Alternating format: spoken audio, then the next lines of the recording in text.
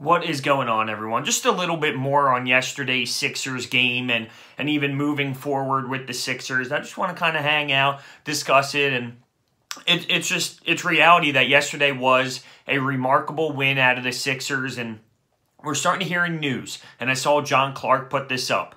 Who do you think is going to be back first? Markelle Fultz or ZHAIRE Smith? Who is going to be playing their NBA minutes coming back from injury first? And you see that Patton and ZHAIRE Smith have been moved to the blue coats, which is a positive thing. They're going to go out there. They're going to get some reps. They're going to be moving around in practice, just getting some basketball reps, which is what that's for. I just want to counter the argument with this. I'm clearly devastated with everything that happened with Markelle Fultz. To think that someone like ZHAIRE Smith, who has never played an NBA game, is going to step in here and just be an effective shutdown defender instantly, I just can't see that happening. Now, I could be wrong. I'd be stunned if I'm wrong. But you're talking about a kid who had a foot injury. Then he has an allergy where he loses an obnoxious amount of weight, who has not been conditioned to play in an NBA game. And to have him step in late into a season when the Sixers are going to be on a playoff run and just shut guys down, I just can't imagine it happening. I can't. I hope I'm wrong. We are still a couple pieces away. So let's talk about the future here of the Sixers. It's crazy with just the addition of Corey Brewer. We're all pumped again. The bench has been a huge issue all year. We're still going to have to attack it. But for some reason, ever since the Eagles season ended and we put together legitimate basketball games, everyone's riding high again. And there's a real possibility of doing this, says the fan base. And you're not wrong, because you're getting great contributions from Joel, like MVP level. You're getting big-time nights out of Ben Simmons, who's hitting fadeaway jumpers, who's giving you 21, 15 assists, and he had 10 assists at half, and grabbing 10 boards. You're getting the contributions from them at an elite level.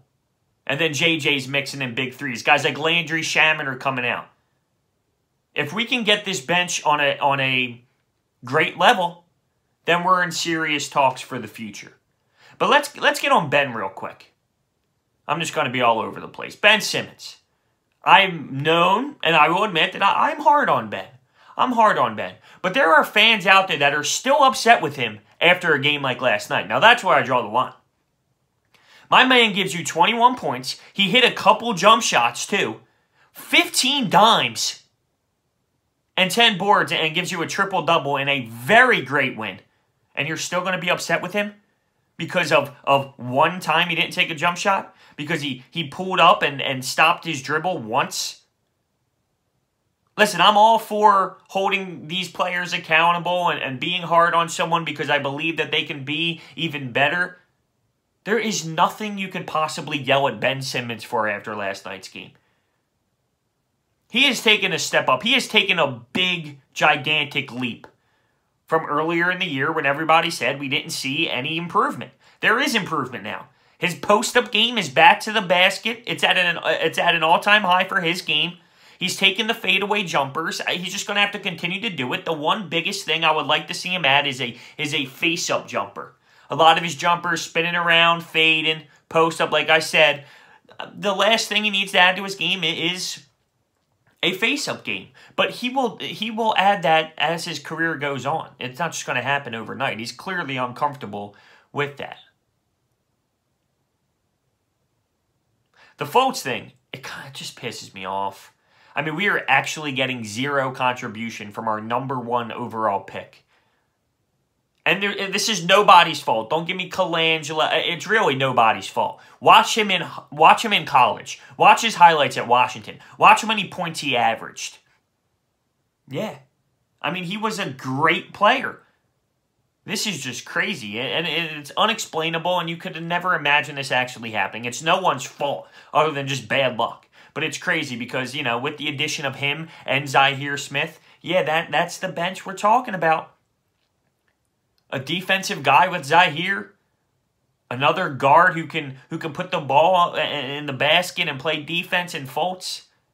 But I just don't have the faith that they're just going to come back and the late run after not playing basketball all year and for ZHAIRE Smith to never have any experience and just be these lethal weapons that are going to take us into the next stage on where we want to be.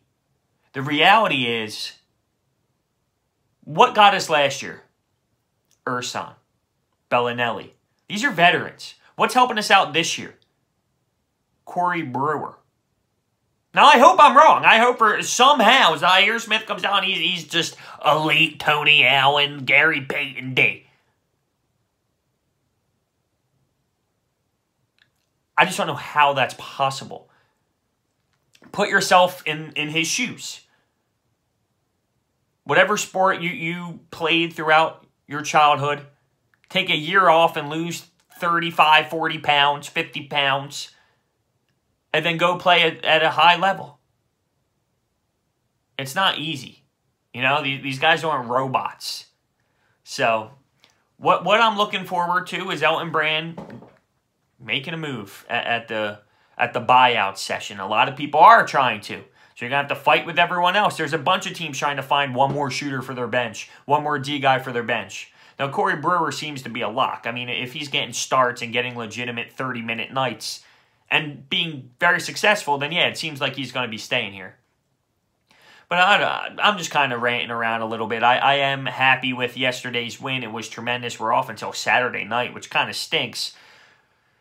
I hate when there's so many gaps. And then from there, I think we got to wait till Tuesday, which sucks even more. But, you know, we're on that West Coast trip. And to make it even worse, now that I'm thinking about it, we got 9 o'clock games, 10:30 games. But it is what it is. Listen, it was a good win. I like where we are so far in the gauntlet. It seems like this team is taking a big step. And we don't even have Jimmy Butler back yet. And think about that win last night without Jimmy Butler. See, these are the type of games that we normally lose. These are the type of teams where we're up 8 with 2.5 minutes left and we somehow lose it. It seems like the tables have turned. And I don't know what it was. Because all we did was acquire Corey Brewer. And I'm telling you, I don't want it to go unnoticed, but I think the fact that Brett Brown has been around, he understands once the Eagles are over and once it's full-time basketball season, yeah, there's a different mindset because the fan base we are targeting them. That's the main focus, and the game just the playing style of the Sixers just changed insanely for the positive. But it all starts with the bench because we have a great starting unit. We do. People want to say Wilson Chandler provides nothing, and I've said that absolutely. But guess what he did? He made big-time contributions defensively last night. You have the coach on the post-game show talking about it. You look at his numbers statistically, and yeah, I mean, it's not great. But he does the things that people don't really realize. He gives you an opportunity to defend and matchups on the floor and all that. So, I mean, if he does that, it's solid. So the bench play is obviously key. And we all know it. Landry Shamet's a baller, dude. Landry Shamet is a baller. This kid is special. I saw a stat saying the most, I'm going to butcher this, but it has something to do with how effective Landry Shamet has been from the three-point line. Over 40%, taking a certain amount of three-pointers, and he's the only one to ever do it. I wish I had the numbers in front of me now. It's just dumb to mention, but I can't think of it off the top of my head. Moral of the story, Landry Shamet is performing at a serious level when it comes to the three. And it's not only just the three. Like, the kid actually added some stuff to his game where he can take it to the rim, where he can dunk, where he's had a couple nice steals. Of course, he needs to work on his defense, and it's tough with his size and his body frame right now. But what a nice snag by the Sixers there in the late first round. So, just a kind of a rant, you know, to give a little overview. ZHAIRE Smith and Patton actually go to the Blue Coats. Now, he had a decent college career, nothing special. He averaged around 12 and 6, big man, 7-foot center.